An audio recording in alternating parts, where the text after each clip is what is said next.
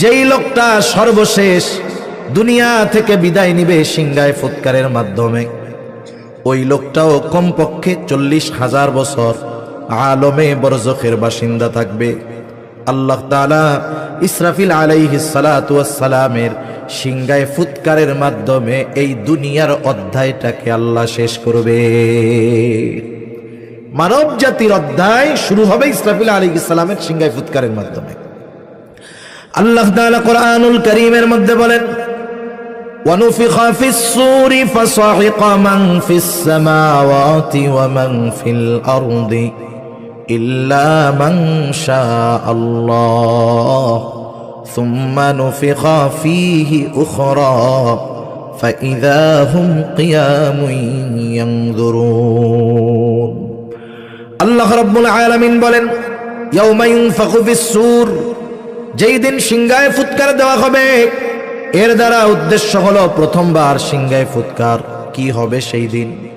ফাসাইকা মান ফিস সামাওয়াতি ওয়া মান ফিল আরদ, আসমান থাকবে, সিংহায় ফুৎকারের আওয়াজ এতটা বেশি হবে, ফাসাইকা সব অজ্ঞান হয়ে যাবে, জ্ঞান শূন্য হয়ে যাবে। মুফাসসিরিন ইকরাম বলেন, প্রথম ইল্লা মান শাআল্লাহ, তবে আল্লাহ তাআলা যা চান, যা কিছু চান সেগুলো ছাড়া আর বাকি যত প্রাণী থাকবে, প্রাণ থাকবে, সিংহায় ফুৎকারের আওয়াজে অজ্ঞান হবে এবং মৃত্যুবরণ করবে। দুনিয়ার শেষ মানুষটাও মারা যাবে। দ্বিতীয় আর একটা সিংহায় ফুৎকার হবে। দুই সিংহায় ফুৎকারের মাঝে ব্যবধান কত বছর? রাসূল আকরাম সাল্লাল্লাহু আলাইহি ওয়াসাল্লামের হাদিস থেকে জানা যায়, নবীজিকে জিজ্ঞাসা করা হলো, দুই সিংহায় ফুৎকারের মাঝে ব্যবধান কত বছর? নবীজি বললেন, প্রথমবার সিংহায় ফুৎকারের 40 পর দ্বিতীয়বার সিংহায় ফুৎকার দেওয়া হবে। 40 দিন না, 40 সপ্তাহ না, 40 মাস না, 40 বছর না। মুফাসসিরিন ইকরাম বলেন, এর দ্বারা বোঝা যায় কমপক্ষে 40,000 বছর দুই সিংহায় ফুৎকারের মাঝে গ্যাপ। আর দুই সিংহায় ফুৎকারের মাঝে ব্যবধান যেহেতু 40,000 বছর, তাহলে যেই লোকটা দুনিয়া থেকে সর্বশেষ ইন্তেকাল করবে তাকেও কমপক্ষে 40,000 বছর আলমে বরজখে অবস্থান করা লাগবে। ওখানের অবস্থান এক সময় শেষ হবে। আল্লাহ তাআলা বলেন, ثُمَّ نُفِخَ فِيهِ أُخْرَى فَإِذَا هُمْ قِيَامٌ يَنْظُرُونَ। আল্লাহ তাআলা বলেন, অতঃপর যখন সিংহায় ফুৎকার দেওয়া হবে, প্রত্যেকের অবস্থান স্থল থেকে উঠে যাবে এবং এদিকে সেদিকে তাকায়া দেখতে থাকবে। মানুষ সেই দিন, হাসরের দিন, মানুষ সেই দিন উঠবে। অবস্থা কি হবে? মানুষ উঠবে বিবস্ত্র অবস্থায়, কারো গায়ে কোনো পোশাক থাকবে না। আয়েশা সিদ্দিকা রাদিয়াল্লাহু তাআলা আনহা জিজ্ঞাসা করেন, ইয়া রাসূলুল্লাহ, মানুষেরা বিবস্ত্র অবস্থায় উঠবে, কিন্তু তারা কি লজ্জা পাবে না? একজন কি আরেকজনের দিকে তাকাবে না? নবীজি বলেন, আয়েশা, মানুষ এতটা চিন্তিত ভীত থাকবে যে একজন আরেকজনের দিকে তাকানোর বিষয়টা চিন্তাও করবে না। অটোমেটিক তাদের মধ্যে ভীতি সঞ্চার হয়ে যাবে। যেমন মাঝে মধ্যে আমরা দেখি একেবারে পরিষ্কার আকাশ, পরিষ্কার আবহাওয়া, বিশেষ করে বৈশাখ মাসে কয়েক মিনিটের ভিতরে, মুহূর্তের ভিতরে গোটা আকাশ একেবারে কালো মেঘে আচ্ছন্ন হয়ে যায়। ভর দুপুর বেলা রাস্তা দেখা যায় না, অন্ধকার হয়ে যায় কয়েক মিনিটের ভিতরে। বলেন তো, এই আবহাওয়াটা দেখার পরে আকাশ যখন পরিষ্কার ছিল, আমার মনের অবস্থা যেমন ছিল, যখন ওই ধরনের মেঘ সাথে বাতাস, বলেন তো মনের অবস্থা পরিবর্তন হয় কি হয় না? তাহলে আবহাওয়া এটা মানুষের মনের পরিবর্তনের কারণ হতে পারে।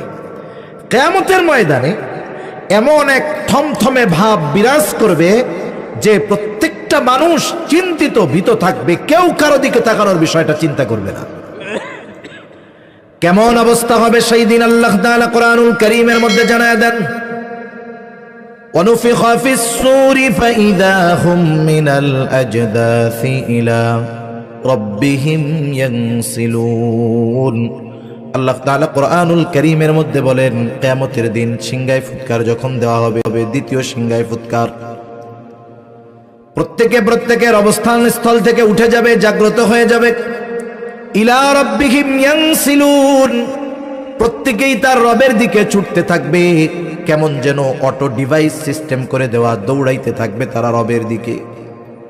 একদল মানুষ যারা আলমে বরজখ, তাদের জন্য কষ্টের জায়গা ছিল, তারা হাসরের ময়দানে উঠেই এতটা চিন্তিত ভীত হয়ে যাবে, যারা কবরে আলমে বরজখে আযাবে ছিল, ওই মানুষগুলো তাদের আযাবের কথা ভুলে যাবে। ওই মানুষগুলো মনে করবে যে আমরা মনে হয় কবর জগতে খুব শান্তিতে ছিলাম। এই জন্য তারা বলবে, ইয়া ওয়াইলানা মান বাআসানা মিন মারকাদিনা। যাদের কবরটা শাস্তি ছিল, জাহান্নামের গর্তে ছিল, ওই মানুষগুলো বলবে, ইয়া ওয়াইলানা মান বাআসানা মিন মারকাদিনা। হায় দুর্ভোগ, কে আমাদেরকে আমাদের অবস্থান স্থল থেকে জাগায়া দিল। মানুষ তো ঘুমায়া থাকলে জাগানো লাগে।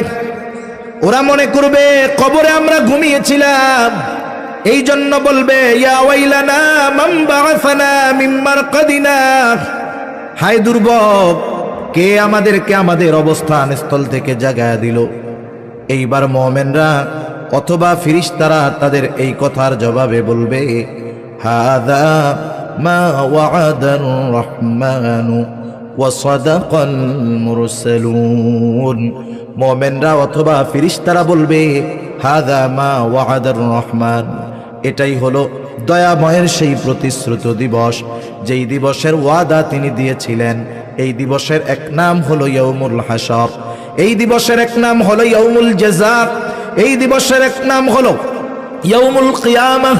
এই হলো সেই দিবস, যেই দিবসের প্রতিশ্রুতি আল্লাহ তাআলা দিয়েছিলেন, দয়াময় রহমান দিয়েছিলেন। এই দিবসের সত্যায়ন পৃথিবীর শুরু থেকে নিয়ে যত নবী রাসূল এসেছেন, প্রত্যেকটা নবী রাসূল এই দিবসের সত্যায়ন করেছে। এটা হলো সেই দিবস। এই দিবস প্রতিদান দিবস। কিসের প্রতিদান?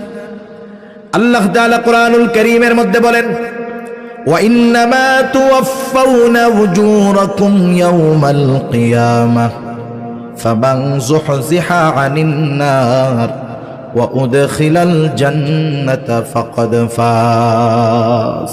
আল্লাহ রাব্বুল আলামিন ওনাদেরকে বলবেন কিয়ামতের দিন। আল্লাহ তাআলা কোরআনুল কারীমের মধ্যে জানায় দেন, কিয়ামতের দিন প্রত্যেকটা মানুষকে তার কর্মের পূর্ণ প্রতিদান দেওয়া হবে। ওয়া ইন্নামা তুওয়াফাউনা উজুরাকুম ইয়াওমাল কিয়ামাহ, কিয়ামতের দিন মানুষকে তার দুনিয়ার কর্মের পূর্ণ প্রতিদান দেওয়া হবে। ফামান যুহজিহা আনিন নার, ওই দিন যাকে আগুন থেকে বাঁচানো হবে। ওয়া উদখিলাল জান্নাতা ফাকাদ ফাজ, জান্নাতে প্রবেশ করানো হবে। আল্লাহ তাআলা বলেন, ফাকাদ ফাজ, ওই মানুষগুলোই সফল হয়ে যাবে। আল্লাহ তাআলা বলেন, কিয়ামতের দিন যাদেরকে আগুন থেকে বাঁচিয়ে জান্নাতে প্রবেশ করানো হবে তারা সফল। আর ওই দিন কোন দিন? ওয়া ইন্নামা তুওয়াফাউনা উজুরাকুম ইয়াওমাল কিয়ামাহ, কিয়ামতের দিন প্রত্যেকটা মানুষকে তার দুনিয়ার কর্মের পূর্ণ প্রতিদান দেওয়া হবে। সম্মানিত উপস্থিতি, দুনিয়া কেউ কারো কৃতকর্মের পূর্ণ প্রতিদান পায় না, হোক সেটা ভালো কাজ, হোক সেটা মন্দ কাজ। আমরা যারা ভালো কাজ করি অনেক সময় মনে করি বা অনেকে বলে, লোকটা এত ভালো কাজ করছে কিন্তু দুনিয়ায় প্রতিদান পাইল না। আল্লাহ তো দুনিয়ায় ভালো কাজের পূর্ণ প্রতিদান দিবেন না, দিবেন কোথায়? কিয়ামতে। দুনিয়ায় অনেক মানুষ মন্দ কাজ করে, পাপের কাজ করে।